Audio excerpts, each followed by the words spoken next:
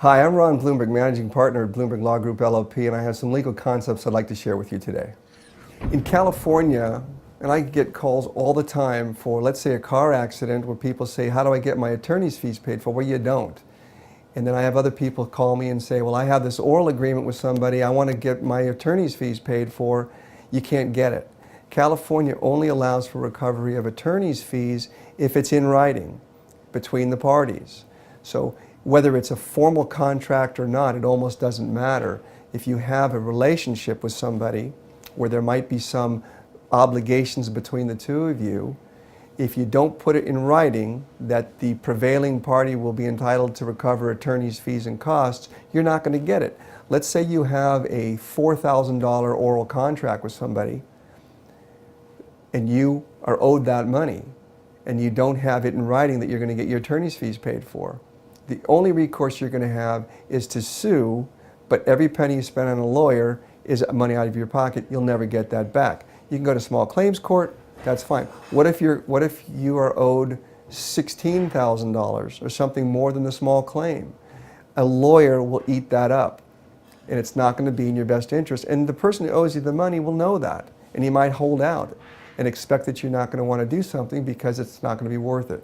So an important clause in every written contract where you might be the one wanting to sue for recovery is the attorney's fees clause. Now I'll tell you, I write contracts for people who are owing the money, and I might intentionally want to keep the attorney's fees out of that contract just to benefit my client.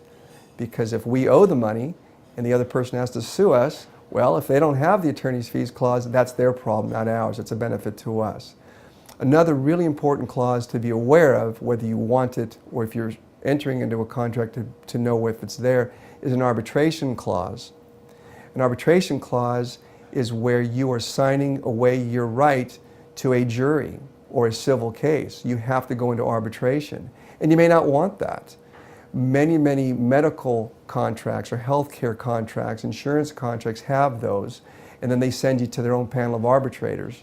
And you literally are signing away your constitutional rights. It's not that it's right or wrong or good or bad for you. It just may be something you don't want. You need to be aware of it. Another very important clause is a venue clause.